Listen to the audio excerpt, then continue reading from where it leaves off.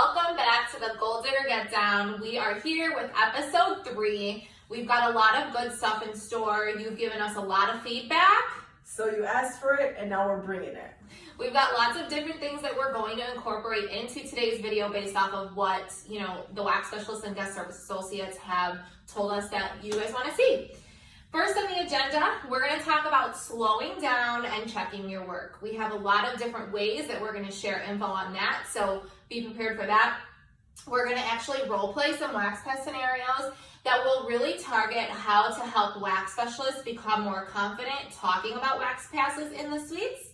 Then we'll be discussing not to be intimidated by dollar signs. So let's stop shopping out of our own pockets. And last but not least, we're going to discuss looking good means doing good. First up, we're going to talk about slowing down and checking your work. So we have a few different topics for this part of the episode. First and foremost, applying proper pressure, making sure that the temperature of your wax is perfect, checking for hair, and then the brow consultation. So Crystal's going to take you into these 4 areas. We do have some clips and pictures to help you guys understand what she's discussing. We all know we are sometimes limited with our timing in the suite. That's okay. That does not mean rush your guests in and out of the suite. Let's go get the next one. We never want a guest to feel rushed or even pressured. So we really want to make sure that as the experts in waxing that we're doing everything that we can to, one, make our guests feel really comfortable with us, but also getting all of the hair. All right, Crystal, I'm going to get really real right now. So we always talk about checking for hair, no hair being left behind. What does a wax specialist really need to do to make sure that hair is not left behind? Because I'm going to be super honest, the number one area that we get complaints of hair being left behind is the bikini area. So be 100% transparent. What does a wax specialist really need to do to make sure that they're checking every area and making sure that that hair is coming out? Yeah, for sure. So I know it's a little bit intimidating to get in there, but guys, we have to hold the labia taut. There's no way you're going to be able to see the whole surface area and all of the hair if you don't have the proper hold. So I just sent out an email. I'm sure that all of you have seen it already on that video that was linked to Strut on how to hold the skin taut in every specific area that you can think about. I know, like I said, it's intimidating, but the guests will thank you later on if you get all the hair. They know what they're coming in for. They don't feel weird with you in the suite. That's up to us. We want to make them feel comfortable. We got to literally get in there with that confidence that you want to have to make sure that they feel confident in you too.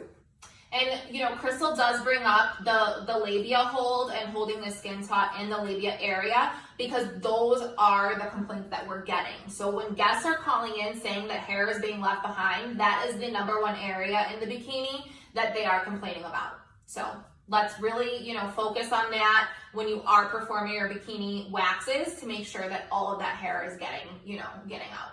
And I always say this, you probably heard me say this a million times, these two are your best friends. I don't care what else it is, you have to use your thumb and your index finger to make sure that you're properly holding that labia taut and pulling that skin right up so you're able to be exposed to all the area that you want to get the hair off from. Now let's get into pressure. So that's another thing that we talk about all the time. Make sure you're applying, proper pressure. Make sure there's enough pressure. Crystal, how do wax specialists know if they're applying pressure?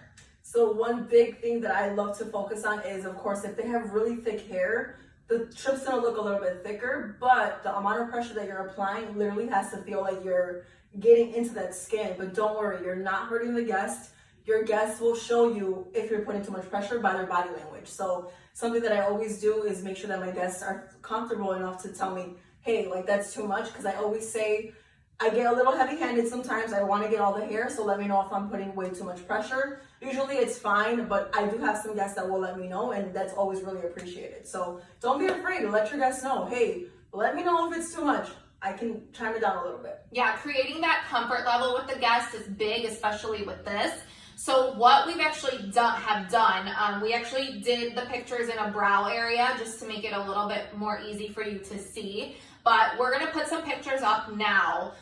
This picture is a strip that was not applied with enough pressure.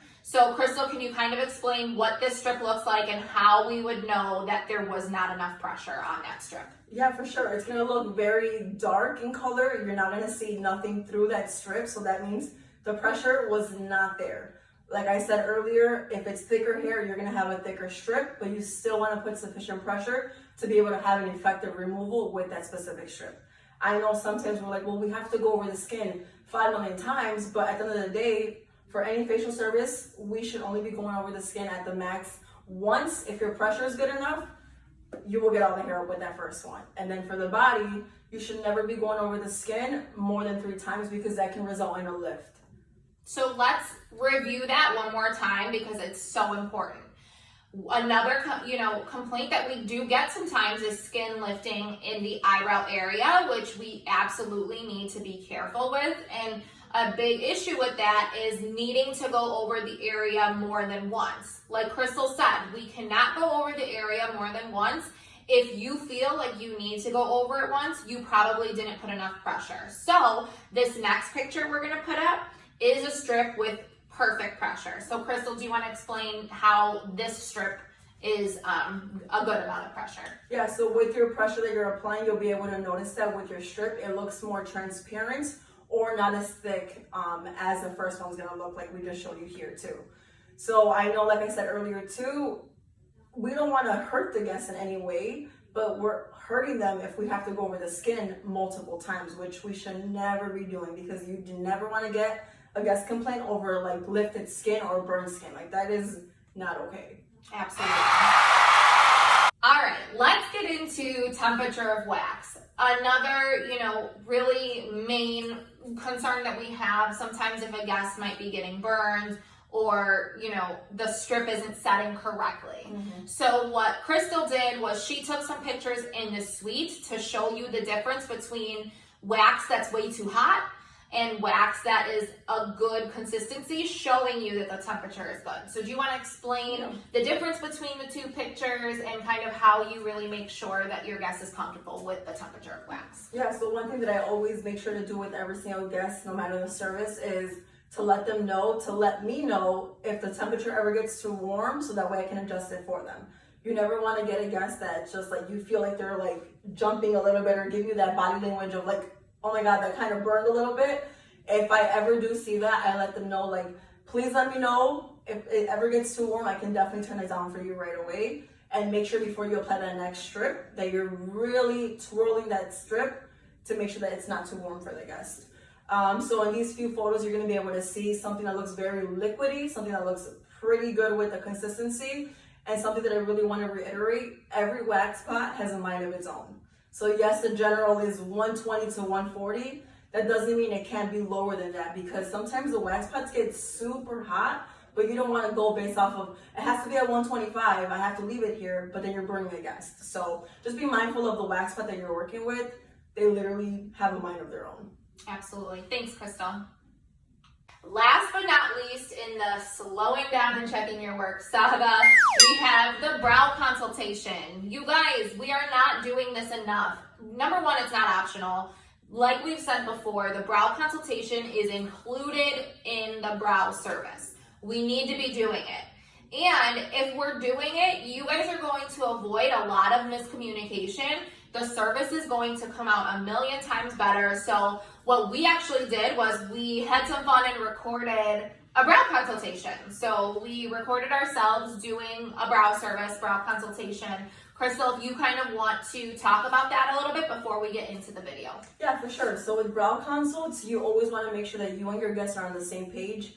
Even if I've seen Mena 5 million times, I don't know what she's thinking about getting done to her brows this time. So I really want to make sure I'm still going through that very start, that arch, and the end to make sure that she knows what I'm going to be taking off that same day. Because what if you do what she wanted last time and it's not what you wanted this time? And that's absolutely true. Crystal has been doing my eyebrows for years now, and every single time she does my eyebrows, even when a camera is not recording, that brow consultation is happening.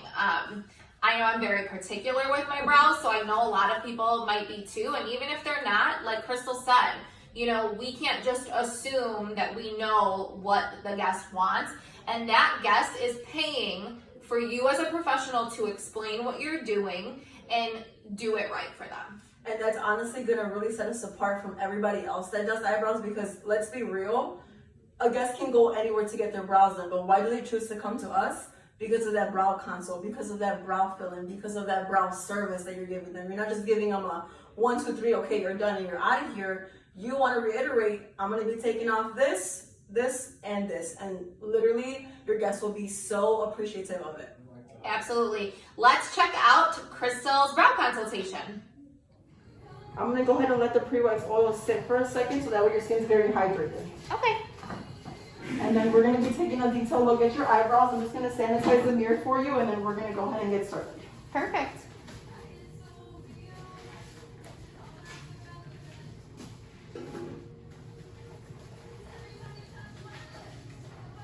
All right, go ahead and grab the mirror. Mena, are you happy with the current shape of your eyebrows? I am. I would like them a little bit sharper. Okay. So let's go ahead and go through where your brows are supposed to start, arch, and end, okay? Okay. So typically with the beginning of the brows, you want to be on top of your nostril here or your tear duct, so let's see where you fall. You look perfect on this side, so everything on the inside of here we're going to be removing. Okay. And you're actually perfect on this side as well, so that looks great. And everything on the inside of this will be taken off as well. Is that okay? Awesome. Yeah, sounds good. Okay. And let's see, are you happy with the tops here? You said you want a little bit more sharper, right? Yeah, I would probably like a little bit more taken off. Okay, so let's see. Close your eyes for 1 second.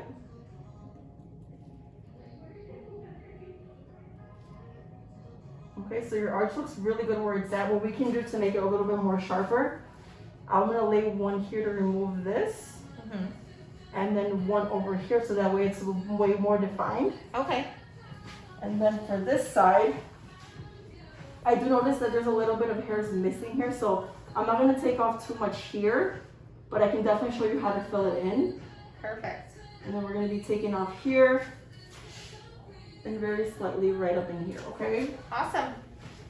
And then for the bottom of the brows, are you happy with the shape that you have there? Yeah, I would really just like for the tail to come to a sharper point. Okay, so that'll really help when we go here separately to give you more of that definition. So then we're going to do the same thing on the bottom as well. Perfect. Okay. All right.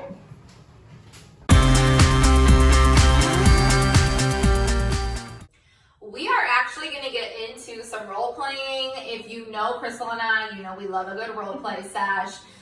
So one thing that we've been talking about for a few weeks now is wax passes and making sure that guest service associates and wax specialists are on the same page with wax passes. But something that we've been hearing is, okay, you want wax specialists to talk about the wax passes, but we're not really comfortable. So what we're gonna do is put a few different scenarios up and have Crystal kind of easily explain how she brings it up in a very simple way, but something that really sits and resonates with the guests. And honestly, as a wax specialist, I know that I've experienced before, like not wanting to bring them up in the suite because I'm like, well, what if they shut me down? Or what if they get a wax pass, they're not gonna buy a product? Or what if they buy a product and a wax pass and then they don't tip me?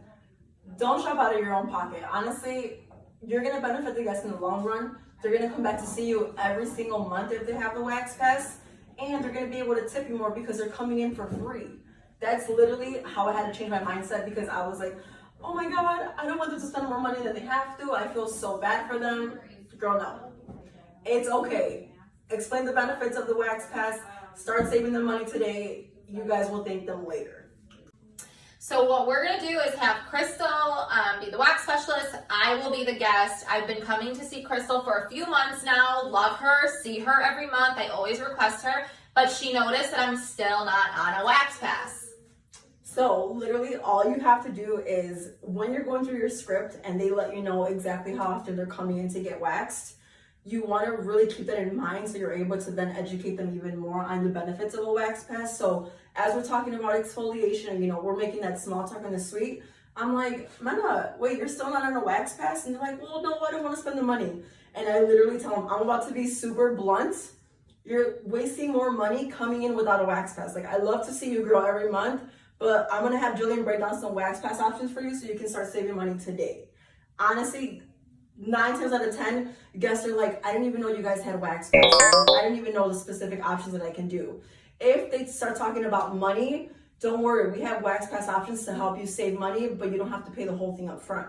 It doesn't have to be pay $500 and that's it. No, just be confident in what you're about to say to the guest. So when you get up to the front, you're able to let your GSA know, I'm gonna have you break down some wax pass options for Mena so we can start saving her some money. And that's it. Boom! Happy spooky season, Start Squad.